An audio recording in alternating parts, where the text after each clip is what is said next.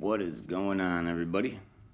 I'm cooling out. Just played a phenomenal game, and I'm chilling here with one of my mans. Just shout out.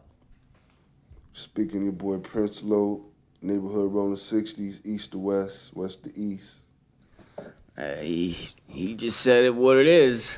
So with that set aside, homie don't play, but I play chess, of course. Here we go. My opponent, I put anonymous. I changed his name just to keep it, you know, uh, clean. I don't want, him feeling bad just in case if he ends up seeing this video. I'm going to send him a link to it. He was rated 14-16. He led with E4, and I played C6, the Caro-Kann. And he took center control, and he pushed D4, taking the whole center. I pushed D5, initiating the full Caro, and he didn't go for the advanced or exchange variation. He went with the classical, the old line, Knight C3. And my D pawn took his E pawn, and he recaptured E4 with his knight that was on C3. And there's a couple different variations here. A lot of people bring their bishop out to F4, but I play a different main line, and I bring my knight to F6. 90% of the time, people go ahead and exchange the knights, but my opponent decided to back up his knight when playing bishop D3. I took the pawn since it is no longer captured and protected by the queen, and the pawn was on D4. And now if you look, I have two attackers on the knight. So if he doesn't create a bigger threat or do something with that knight, it'll fall. He developed his other knight to F3, attacking my queen. And I can't take that knight because my queen is the one that would have to do it, and I'm not going to lose it to a bishop. So I wanted to keep the queen pressure attached to that knight, so I backed it up to D5. And this is when he pushed his c-pawn to c4, hitting my queen again.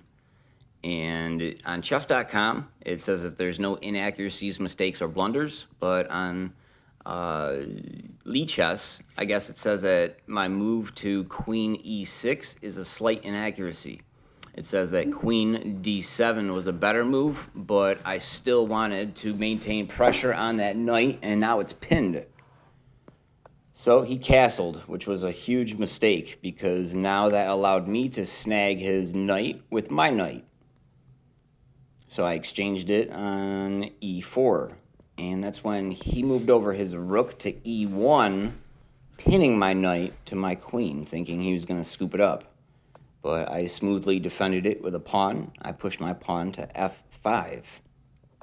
And he brought up his knight to g5, attacking my queen.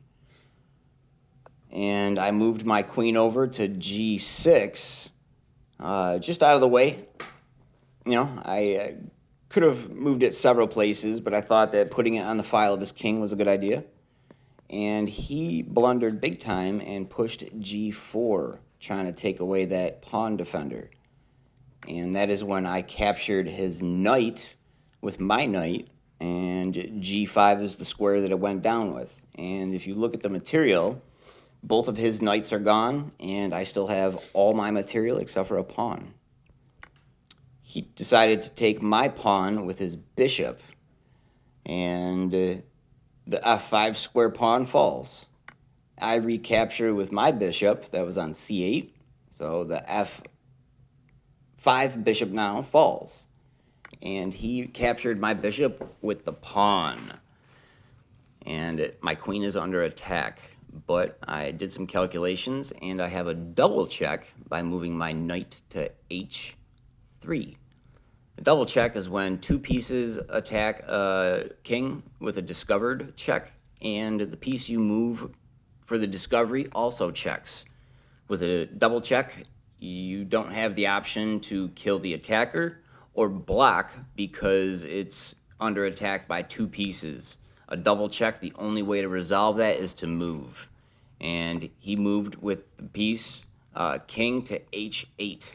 And even though my queen is under attack by a pawn, I came through and moved my knight to f2 for the checkmate. It is a awesome game. I was over in 14 moves, and I hope that you like the breakdown of this smooth, epic game. Thank you for your time.